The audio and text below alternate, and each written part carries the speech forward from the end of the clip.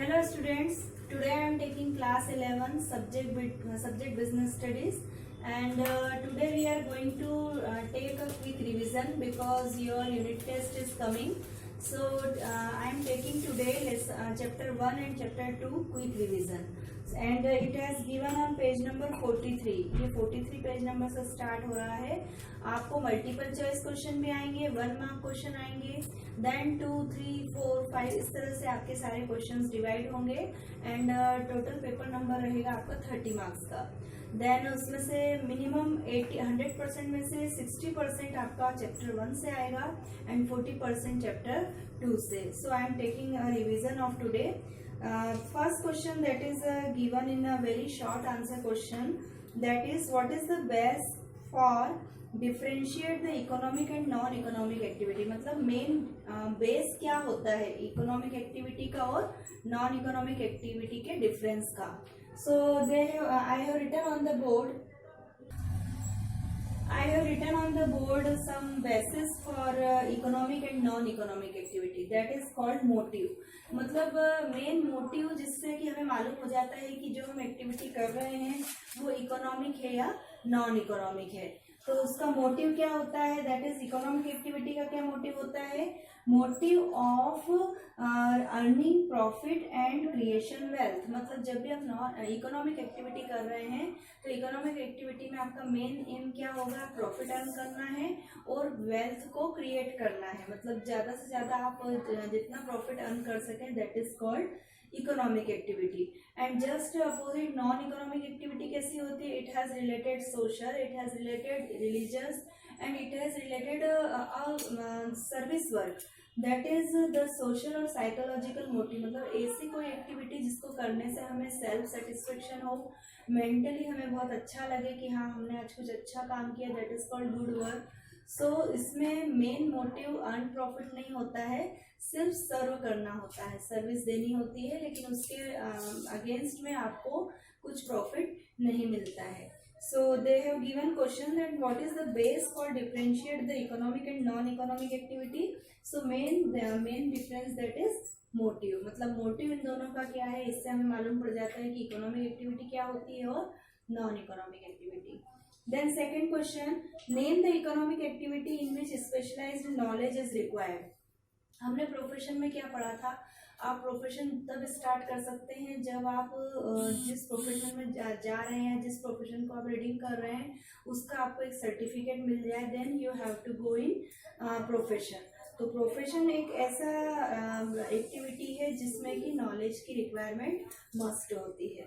Third question, what reward of a businessman gets for bearing the risk. यदि एक businessman business में risk ले रहा है तो उसको उसके रिस्क के बदले रिवार्ड क्या मिलेगा, दैट इज कॉल्ड प्रॉफिट. मतलब बिजनेसमैन जितने हाई रिस्क लेगा उतना ही उसको हाई प्रॉफिट होगा और जितना लो रिस्क लेगा उतना ही उसको लो प्रॉफिट होगा. Next, name the occupation in which people work for others and get remunerated in return. मतलब ऐसे ऑक्यूपेशन का आपको नाम बताना है जिसमें कि वो वर्क कर रहा है लेकिन वो दूसरे लोगों के लिए कर रहा है, वर्क फॉर अदर्स, लेकिन उसको उस वर्क के बदले क्या मिलेगा, remuneration, that is called employment.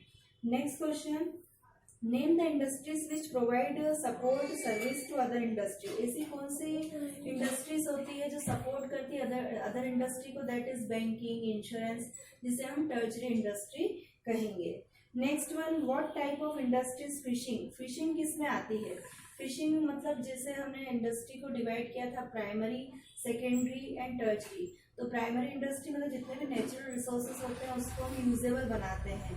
तो ये जो फिशिंग है ये किस में आएगी, प्राइमरी इंडस्ट्री, जो कि नेचुरल रिसोर्सेज को हम उसको उपयोग के लिए बनाएं. Then next one, ABC limited is planning trees on the road side, which objective is it trying to achieve.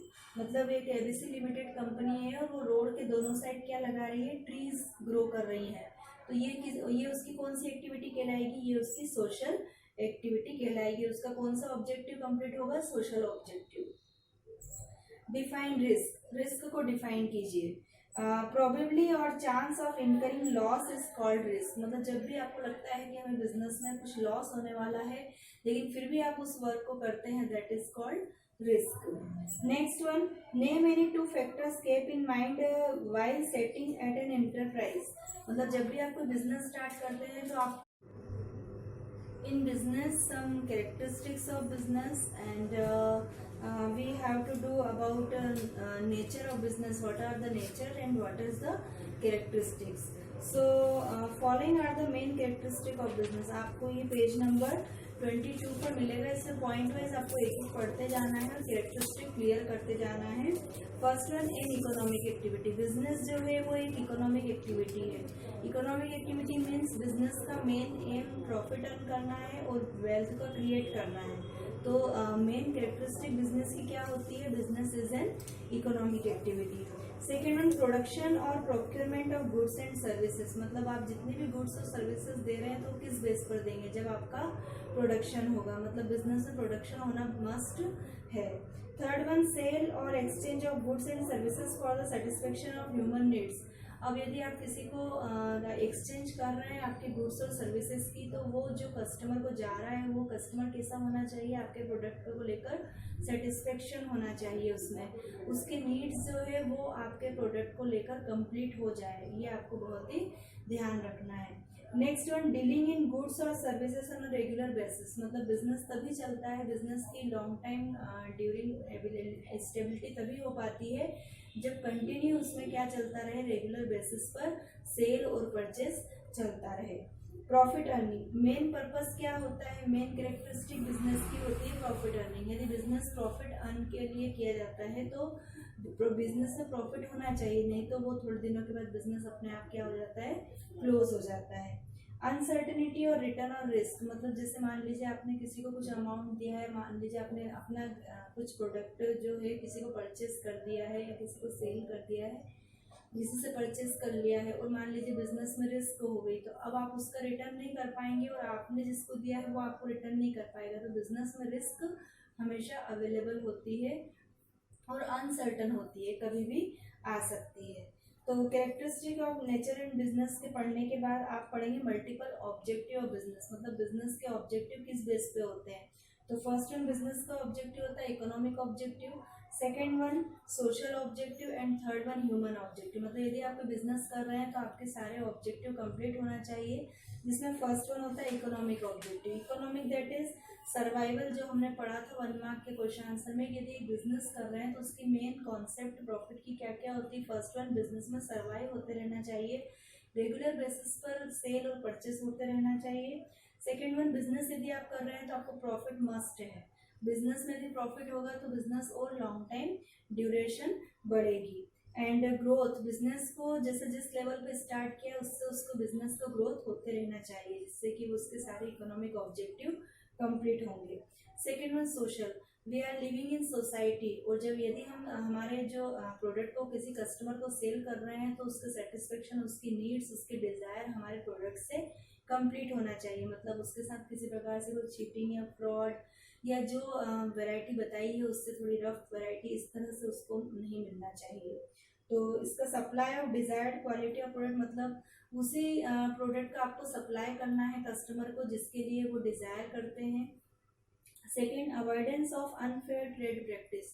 Unfair trade practice जैसे कि मान लीजिए बार्गेनिंग ना करना पड़े, जो प्रोडक्ट की जो एक्चुअल प्राइस है वही आप हमेशा सभी कस्टमर को दें.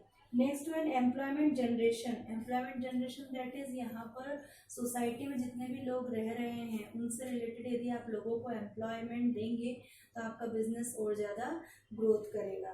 नेक्स्ट है social service of community service. मतलब आप यदि किसी सोसाइटी में सर्विस बिजनेस कर रहे हैं तो आपको कम्युनिटी के अकॉर्डिंग पार्शलिटी नहीं करना है, सारी कम्युनिटी को इक्वल रखकर आपको आपका बिजनेस पूरा करना है. Next one, avoidance of pollution. Pollution that मान लीजिए आपकी कोई फैक्ट्री है या जैसे कि कहीं पर आपने बहुत बड़ी फैक्ट्री खोली और आपके प्लांट का जो वेस्ट मटेरियल है, वेस्ट वाटर है, वो रिवर में जाकर मिल रहा है, जिससे क्या होगा? पॉल्यूशन और बढ़ता है. तो आपको पॉल्यूशन को भी ध्यान रखकर बिजनेस करना है. तो first one we have to read about economic objective, second one social objective and third one human. Human that is पूरा बिजनेस ही ह्यूमन पर डिपेंड है. यदि ह्यूमन नहीं होंगे, लेबरर्स नहीं होंगे तो हम किस प्रकार से बिजनेस कर पाएंगे? सो प्रोवाइडिंग गुड वर्किंग कंडीशन, यदि आपके यहाँ कुछ लोग काम कर रहे हैं तो उनको उनकी वर्किंग कंडीशन बढ़िया देना है, आपको वेंटिलेटर भी देना है, आपको जितने आवर्स आपको रिक्वायरमेंट है बस उतने आवर्स रखिए, आप उनको फोर्सफुली ओवर टाइम नहीं करवाना है। Next one, payment of competitive and satisfactory wages and salary, मतलब आपको एक कंपटीशन में बिजनेस करना है तो यदि मान लीजिए आप कुछ सैलरी या वेजेस कम दे रहे हैं तो आपके यहाँ के जो एम्प्लॉयर हैं वो दूसरी जगह चले जाएंगे। इससे तो अच्छा है कि आप आपके कॉम्पिटिटिव को देख कर ही आपके जो भी एम्प्लॉय वर्क कर रहे हैं उनको वेजेस और सैलरी दें। Third one, personal growth and development of employ by imparting training to employ and keep updating their knowledge, उनके नॉलेज को अपडेट करते रहें, उनको प्रॉपर टाइम पर टाइम बाय टाइम ट्रेनिंग देते रहें, उनको सारी फैसिलिटी देते रहें जिससे कि वो एनर्जेटिक होकर आपके बिजनेस में वर्क करेंगे। Peer recognition and respect by encouraging employees to take initiative and participating of decision making, यदि कोई पर्सन बहुत अच्छे हैं और उनका बहुत वाइज और इंटेलिजेंट है तो उनके डिसीजन को भी आपको एक्सेप्ट करने चाहिए। Providing special benefit such as housing facility, उनको सारी फैसिलिटी देना पड़ेगी आपको। Medical facility, free education of children, मतलब मेडिकल फैसिलिटी, हाउसिंग फैसिलिटी और उनके यहाँ चिल्ड्रन को भी फ्री ऑफ कॉस्ट जो रीडिंग है मतलब उनको एजुकेशन आपको फ्री ऑफ कॉस्ट देनी होगी। ये सारी फैसिलिटीज यदि आप एम्प्लॉयज़ को दे रहे हैं तो आपके एम्प्लॉयज़ फुल एनर्जेटिक और पूरे ईमानदारी से ऑनेस्टली आपके यहाँ वर्क करेंगे। Then next one, role of profit in business, business में प्रॉफिट का क्या रोल है। सो फर्स्ट वन, सर्वाइवल, हम फिर वही बात पढ़ रहे हैं कि business and businessman can not survive for a long time without earning adequate profit, एक बिजनेस और एक बिजनेसमैन बहुत ज़्यादा लंबे टाइम तक बिजनेस को नहीं चला पाते हैं यदि उसमें प्रॉफिट का सर्वाइवल नहीं हो रहा है। फिर profit is a source of income for a businessman which become his means of livelihood, profit ही तो है जिससे कि बिजनेसमैन एक बिजनेस को कंटिन्यू रख पाता है। And profit is needed to satisfy the needs of the businessman and his family members, यदि किसी फैमिली के कोई पर्सन बिजनेस कर रहा है तो फैमिली मेंबर्स भी तब खुश होंगे जब उनको क्या होगा, उनके बिजनेस से प्रॉफिट मिलेगा। तो बिजनेसमैन और बिजनेसमैन की फैमिली मेंबर्स दोनों के लिए प्रॉफिट मस्ट है। Next one, expensive and growth, मतलब the business is expanded only when it is earning sufficient amount of profit, आप बिजनेस को एक हाई लेवल पर तभी लेकर जा सकते हैं जब आपको क्या हो रहा है, प्रॉफिट हो रहा है। यदि बिजनेस में कंटिन्यू लॉस हो रहा है तो आप बिजनेस को एक लेवल तक नहीं ले जा पाएंगे। Next one, symbol of efficiency और इंडेक्स परफॉर्मेंस, कहने का मीनिंग ये हो रहा है कि प्रॉफिट जो है वो इंडिकेट करता है कि बिजनेस राइट वे पे है या रॉन्ग वे पे है, बिजनेस का जो मैनेजमेंट है, बिजनेस में जो डिसीजन लिए जा रहे हैं वो सही है या गलत है। Then reward for bearing the risk, यदि आप प्रॉफिट ले रहे हैं तो प्रॉफिट कंसिडर करता है कि प्रॉफिट यदि बिजनेस में है तो उसके पीछे रिस्क भी है। तो मतलब कहने का मीनिंग ये है कि रिस्क एक तरह का रिवार्ड है जिससे हमें क्या मिलता है, रिस्क लेने से profit. Helps to gain reputation और गुडविल, यदि आप एक अच्छा बिजनेस कर रहे हैं, आपकी कंपनी एक अच्छा प्रॉफिट कमा रही है तो आपकी रेप्यू अपने आप ग्रोथ होती जाएगी और एक अच्छे बिजनेसमैन के फॉर्म में आप स्टेबल कर पाएंगे। सो रोल ऑफ प्रॉफिट में क्या आ गया, first one survival, second one growth, third one efficiency, एक सिंबल होता है इफिशियंसी का। Then reward for bearing risk, जो भी आप रिस्क ले रहे हैं उसके लिए रिवार्ड मिलेगा। And helps to gain goodwill, और आपकी गुडविल भी बढ़ेगी। मतलब बिजनेस में प्रॉफिट का बहुत बड़ा एक इम्पॉर्टेंट रोल होता है। Next one, business activity, business activities को यहाँ पर दो टाइप में क्लासिफाई किया है। फर्स्ट वन क्या है, industry, and second one commerce. Industry में फिर हमने इनमें सब पार्ट पढ़े हैं, प्राइमरी इंडस्ट्री, सेकेंडरी इंडस्ट्री और टर्चरी इंडस्ट्री। प्राइमरी इंडस्ट्री जैसे फिशिंग, माइनिंग, मतलब जितने भी नेचुरल रिसोर्सेस हैं उनको हम निकालते हैं, फिर उनको हम यूजेबल, मतलब जिसको कह सकते हैं रॉ मटेरियल, जितने भी रॉ मटेरियल होते हैं उसको यूजेबल बनाएं तो that is called primary industry. फिर सेकेंड इंडस्ट्री में जो आपने रॉ मटेरियल निकाला है उसको आपको प्रोडक्ट के रूप में बनाना है, that is called secondary industry. और टर्चरी मतलब जब आपका प्रोडक्ट सेल होने गया है, जिसमें टर्चरी इंडस्ट्री में आपके आएंगे ट्रांसपोर्ट। अब आपका प्रोडक्ट कंप्लीट हो चुका है तो आप उसको किस बेस पर भेजेंगे, ट्रांसपोर्ट के थ्रू भेजेंगे। फिर बैंकिंग में जो भी आपका विड्रॉल और डिपॉजिट होगा मनी का। एंड देन कम्युनिकेशन, कम्युनिकेशन के द्वारा भी बिजनेस हो जाएगा। एंड इंश्योरेंस, यदि आपने कोई बिजनेस किया है तो उसका एक इंश्योरेंस भी करवाना पड़ेगा। And last one advertising. Business तभी पॉपुलर होगा जब तक आप उसका एडवर्टाइज करेंगे। यदि आपने एडवर्टाइज करना बंद कर लिया तो आपका बिजनेस अपने आप पॉपुलर होना बंद हो जाएगा। Then commerce. कॉमर्स में फिर इसके दो प्रकार बताए हैं। फर्स्ट वन ट्रेड और second one aids to trade. Trade में आता है इंटरनल ट्रेड और एक्सपोर्ट ट्रेड, मतलब एक्सटर्नल ट्रेड। एक इंटरनल ट्रेड होता है और एक एक्सटर्नल ट्रेड होता है। इंटरनल में आता है रिटेलर और होलसेलर जो कि अंदर ही अंदर पूरा वर्क करते हैं। और एक्सटर्नल में आता है एक्सपोर्ट, इंपोर्ट और एंटरपोर्ट। एक्सपोर्ट मतलब बाहर से माल आ रहा है, इंपोर्ट जब हम भेज रहे हैं, और